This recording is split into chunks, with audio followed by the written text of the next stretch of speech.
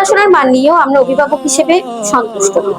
নিয়মিত শিক্ষা, শৃঙ্খলা এবং যত্নের মাধ্যমে আমাদের সন্তানরা যেভাবে এগিয়ে যাচ্ছে তা আমাদের আশাবাদী করে। আজকের এই সুন্দর অনুষ্ঠানে কয়েকটি কথা বলার সুযোগ পেয়ে আমি সত্যি আনন্দিত এবং কৃতজ্ঞ।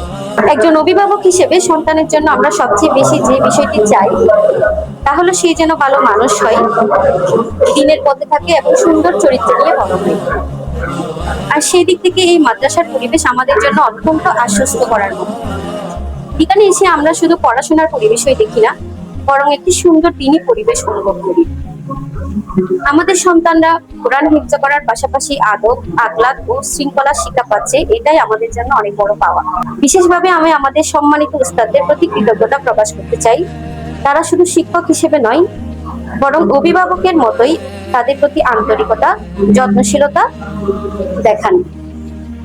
সন্তানদের পড়াশোনা, মুখস্থ করার অগ্রগতি, আচরণ প্রতিটি বিষয় তারা যেভাবে গুরুত্ব সহকারে দেখেন তা সত্যিই প্রশংসনীয়।